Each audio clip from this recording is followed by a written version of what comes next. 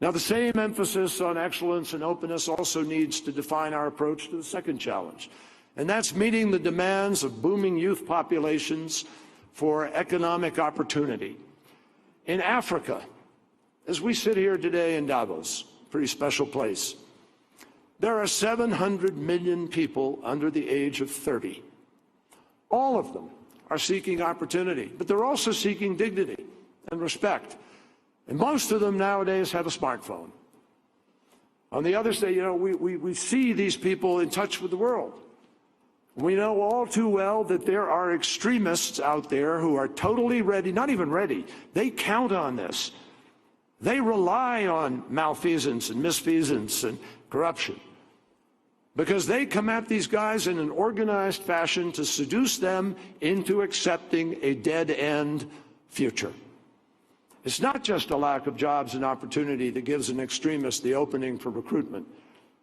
They're just as content to see corruption and oligarchy and resource exploitation fill the vacuum, because it may look like economic growth on paper, but it is another way to build frustration and indignity and then seize on the anger of those young people who are denied real opportunity and turn them in to the radical religious extremists of today.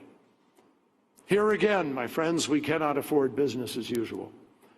We're not going to win the battle for the minds of those 700 million kids unless they can go to school. And millions of them need to go to school tomorrow, not 10 years from now. A kid 10 years old now is going to be 20 in 10 years. What are they going to do? Where will they be? These swing voters in the struggle against violent extremism, if they grow up without an education, if they grow up without values, if they grow up without opportunities for a better life, who knows? And that's another reason why the development goals that were passed at the United Nations last year are so important. They address all of this. It is the holistic approach that Klaus talked about in introducing me. Just go back 14 years to the first Arab Human Development Report. You remember it? The report underscored, and I quote, "The mismatch between aspirations and their fulfillment has in some cases led to alienation and its offspring, apathy and discontent." That was written way before Syria, way before Tahrir Square, way before a Tunisian fruit vendor thought he had to go self-immolate himself to address his sense of alienation. And in one way, that report's analysis, I have to tell you, remains profoundly disturbing. Because if we subtract oil from the equation, we are left with countries that simply don't produce enough of what the rest of the world wants. They don't do what's necessary to encourage investment. They don't trade efficiently, even among themselves. And they aren't always making the wisest use of their capital, their human capital. Only about 1 woman in 4 participates in the economy, and youth unemployment is at 25%. This leaves millions of young people who, because of social media, are not only frustrated, but completely aware of what they don't have in a world where everyone is connected 24/7.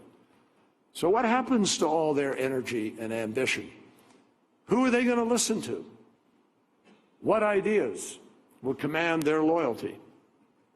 Now, on the plus side, those same studies show the extraordinary potential of the region in sectors ranging from farming to professional services to alternative energy development to tourism. And that potential is not going to be realized by doing another study. It's going to be realized by taking action. Governments, the private sector, the international community, everybody's got to do more to proactively take advantage of the opportunities that do exist. And that imperative applies all around the world. Governments everywhere have to remove barriers to innovation.